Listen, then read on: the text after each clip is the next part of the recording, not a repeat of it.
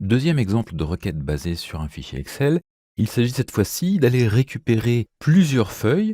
Chacune d'entre elles contient une table qui nous intéresse, donc je vous rappelle, la table des clients, la table des fournisseurs, la table des produits et les deux tables de transactions. J'ai donc ici relancé l'application Power BI, je retrouve la fenêtre d'accueil, la page de démarrage. Pour changer, je vais cette fois-ci fermer cette fenêtre et vous montrer qu'à travers la fonction obtenir des données plus, je retrouve la liste des connecteurs que nous avions vus précédemment. J'annule ici cette fonction. Notez au passage que dans le cadre d'un connecteur Excel, la fonction est directement disponible sur le ruban principal et qu'ici, je vais donc directement pouvoir aller chercher le fichier Excel qui m'intéresse. Ce fichier Excel, je vous le rappelle, se trouve pour moi dans un répertoire chapitre 2.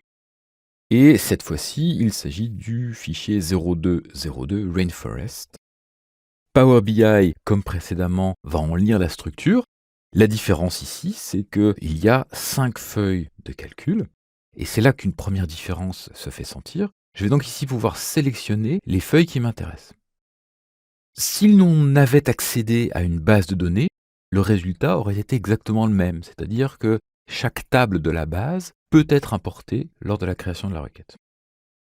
Je vais prendre les 5 feuilles. À chaque fois, vous avez vu sur la droite ici que j'ai un aperçu de la feuille.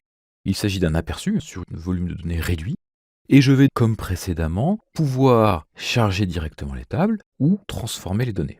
Je vous rappelle qu'il est plus judicieux en général d'aller transformer les données, ouvrir Power Query et être en mesure comme ça d'aller voir un peu ce qui s'est passé. Je ne développe pas cette partie-là maintenant, on va enregistrer ce fichier et le réutiliser un peu plus tard. Et je vais donc ici, classiquement, fermer et appliquer pour revenir sur l'interface Power BI.